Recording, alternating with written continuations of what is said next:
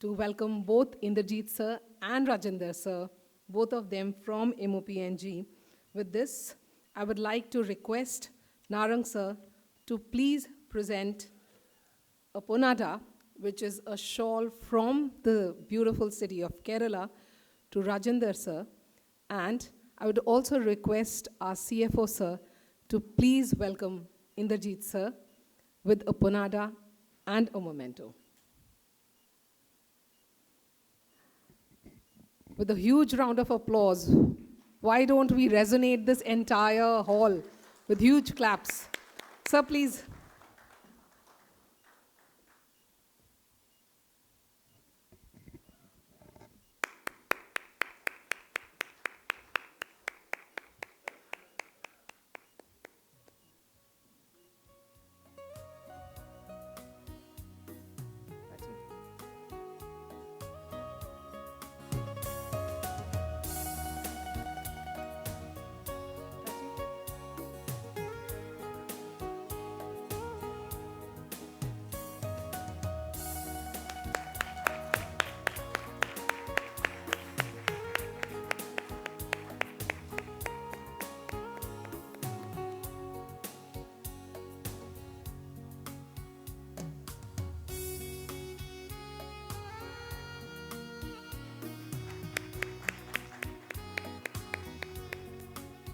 This ponada is an exquisite karigari from the state of Kerala, which is depicting how rich we Indians are in the culture.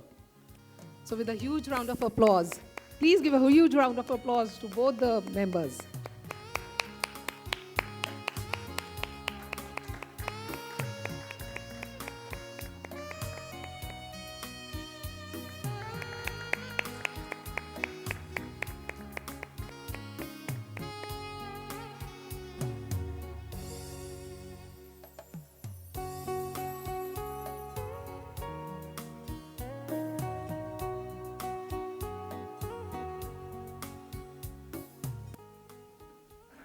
Thank you, sir, for formally welcoming our both esteemed guests.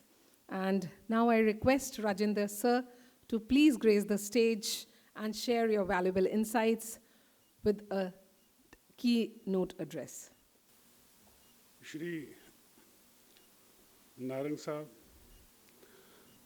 and Shri Vinod K. Vinodji and all the Director of Finances, EDs, CFOs, and dear friends. Thank you very much for having me here and having bestowed upon me this wonderful opportunity to sit with you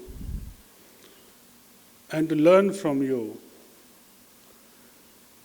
And before I start my formal speech, I must say that day before yesterday I had a small talk with our esteemed ASNFA madam, and she told me that she won't be able to make because of some family compulsions. Otherwise, she was very keen to attend this conference. And at the last moment, she had to, call it off because of familial compulsions. Coming to this CFO meet, I must appreciate from the bottom of my heart for the efforts made by HPCL team, especially Shri Narangji and Vinodji and his entire team, for gathering all the representatives from CPSEs and also making MOPNG part of this wonderful, I would say, CFO meet. I'm really delighted to be here. I had a written speech with me, but while listening to Shri Narang Sahab and Vinodji, I thought most of the points which are there, they are mostly covered in that. So I thought, I was thinking that what should I say? For last 3.5 years, I've been approximately 3 years, I've been working in the Ministry of Petroleum and Natural Gas as economic advisor, specifically in the field of finance. And I have a habit of reading widely different reports and books and all that. So there are 4 or 5 points which I just want to share with you and appreciate with you. The kind of work which our CPSEs are doing, our ministry is doing. The first point is that these times, starting from 2020, that COVID-19 pandemic, haven't been normal for the global world.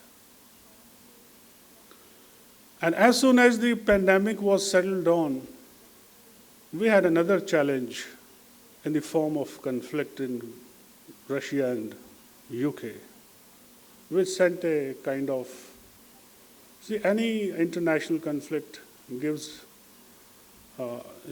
shivering feeling across the world trade. That conflict is still going on, and we have another one in the Gulf area, in the Middle East. So when that is still going on, there is another chain which is, I would say, having a ripple effect on the global economy, especially, I would say, the oil and gas sector.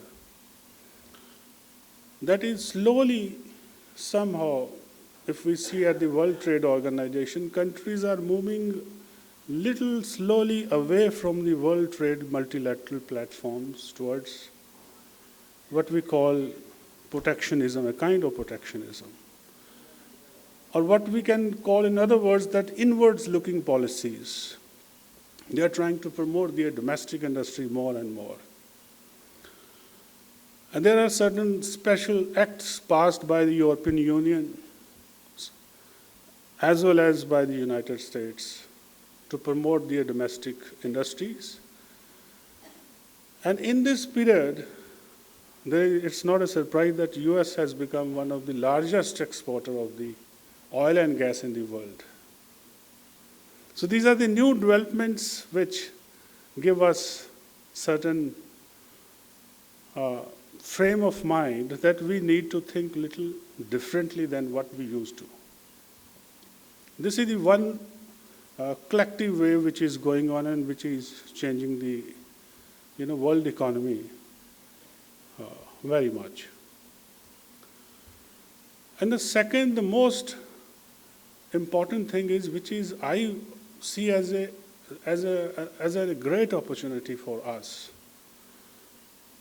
that our traditional or historically in last 20 to 30 years, the economic development of the world has been propelled by the economic growth of China. But in last 5 to 6 years, I would say, China has not only slowed down, quite slowed down, but it is also facing its own challenges to keep up its economic growth pace. And this is where our opportunity lies. And coming up of Apple's, that store in Bangalore, that's an indication towards that. But challenge and opportunity are simultaneously there, because you can never say that Chinese are out of the competition. They can come up with any innovative idea and then they'll be again on the world platform. And the third aspect is that today, after great, I would say, infrastructural push by the central government of India under the leadership of Honorable Prime Minister, in last 11 to 12 years, starting from 2014, India has shown a consistent economic growth. If I would say average, it's 6.5 or so. Average, I'm saying. There were times when it was 7 and above 7 also. But consistency of this growth is one of the highest in the world. And this is important because we are not only fastest growing economy, but we are also the largest democracy and populous country in the world. We have the responsibility, I would say you all have the responsibility to meet the oil and gas demand of 140 crore people, which you are doing wonderfully. That's the another aspect. And where I usually wonder, and wherever I get an opportunity to speak, I usually share one idea that we as a team, all of you, all of us, we do great jobs. We do wonderful works. Let me give you an example, which is, by the way, is being done through you only. That is Ujjwala Yojana. Around 10.3 or 10.6 crore new connections have been given starting from 2016 till date. And when we look at the 140 crore, it looks a very small number. But when we look at more than 10 crore, and it is 1.5 times the entire population of UK, and almost 2 times the population of Germany. And this is more than 3 times the entire population of Canada. More than 3 times. 3 times the entire population of Canada. And this work has been done through you, HPCL, IOCL, BPCL, this distribution across the country. And I must appreciate all of you for this wonderful job. This year, in the month of January, I had the opportunity to go to Ladakh. There is a special scheme launched by Honorable Prime Minister, that is VVP, Vibrant Village Program. So all the border areas starting from northeast to the extreme north, the Shul area and all that, where China border, and we can see eye to eye with Chinese. This January I went to that area. And the temperature was, by the way, -26. -26 and -30 in the evening, which I have never, faced that kind of challenge in my life. And I must appreciate you, your cylinders under Ujjwala scheme were right there at the Trishul border. Where it is, for a person like you and me, it's difficult to breathe there at the height of 18,000 feet. And under the temperature of -25 to 30 degrees, -30. It's difficult to breathe there. But your efforts and the chulas of those Garib, I would say, below poverty or economically weaker section is burning because of the efforts, of course, under the stewardship of Honorable Prime Minister and our Honorable Minister, MOPNG. Schemes are, designed at the higher level, but they are implemented through you. And when I actually saw and interacted with people, they were really happy on this. There were certain small issues which I made a report of and submitted to the PMO, of course. But this is the kind of, I just wanted to share an idea. Your small, I would say not small, it's big efforts being put in by you. Now the fourth challenge which is coming, where I think we need to put up great efforts, and which is going to test, vision and imagination and efforts and I would say endurance of all of us, is the energy transition. And when we talk about energy transition, it's not a small act when we specifically speak about the country of the size of India and of the size of population of India and the complexities that we have. In the transportation system we have from very small to very large. And when we talk about LNG-driven transportation and all that, and when we talk about renewable energy or green hydrogen, this is going to be a challenge for us. Why it is a challenge? Because of number of factors. Number one factor is that on the one hand, we have international commitment given by our Honorable Prime Minister to go to net zero by 2070 and to make the country Viksit Bharat by 2047 and to go or move towards decarbonization without compromising the pace of our economic growth. This is the challenge. And many times our friends ask us that what about diesel and what about MS, what's going to happen? I tell them that don't worry about that. Diesel and this oil is going to stay for next 25 to 30 years. That's not going to go. Many people are skeptical. I don't know what's going to happen about this. But this is my understanding. I may be wrong. These are my personal thoughts. I may be wrong. But my assessment is that for next 25 to 30 years, this oil and especially oil, gas of course would be there, but oil, both diesel and MS is not going to go, it's going to be there. So that's why expansion, because this is how we can meet the large amount of demand, our energy demand which we have. But at the same time, the great, I think, appreciable factor is that we have very quickly moved from 10% mix of ethanol, and now we are very close to 20% ethanol mix. This is the great achievement, which all of you have done. As I said, policies are made at the highest level, but implementation is done through you.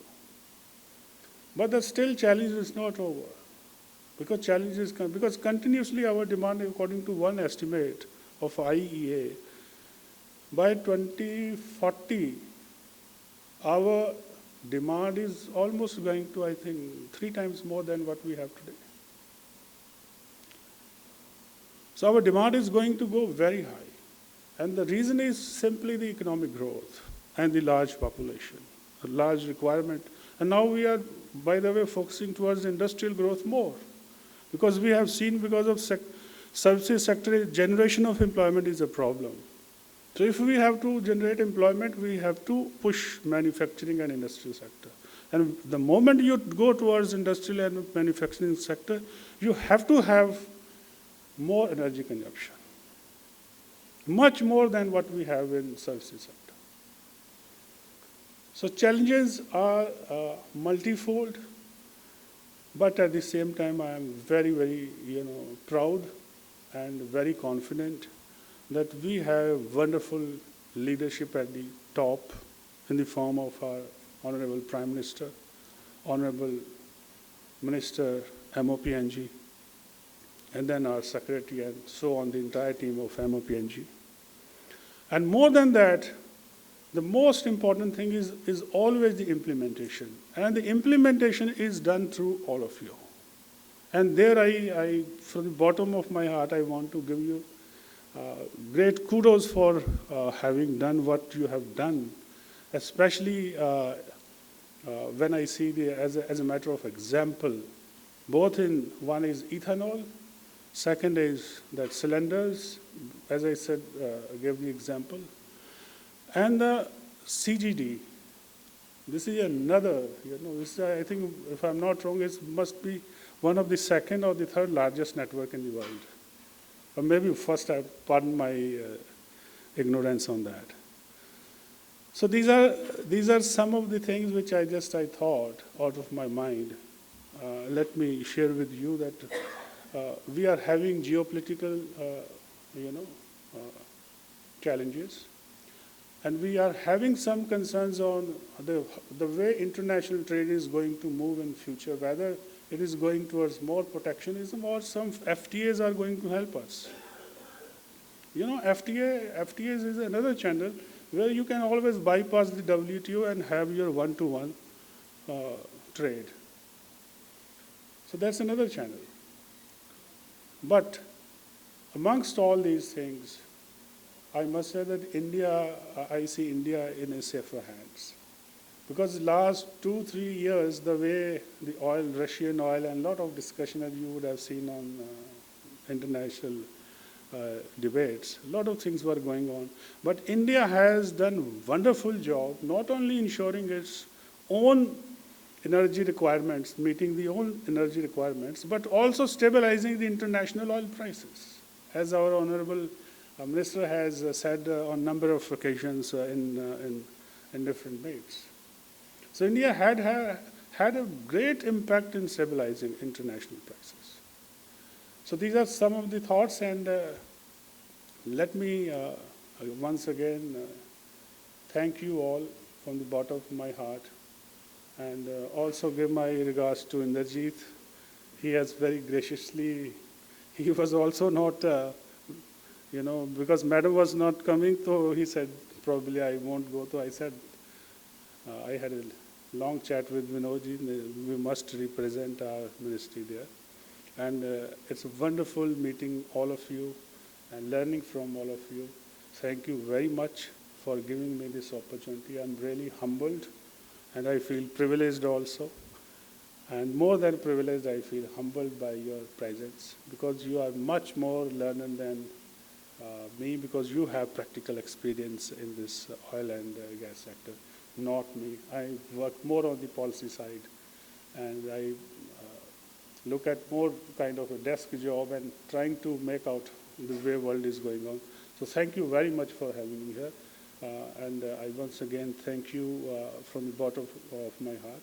And I wish my best to this 13th CFO meet. I'm sure this is going to go and going to be very, very successful meet. Thank you very much.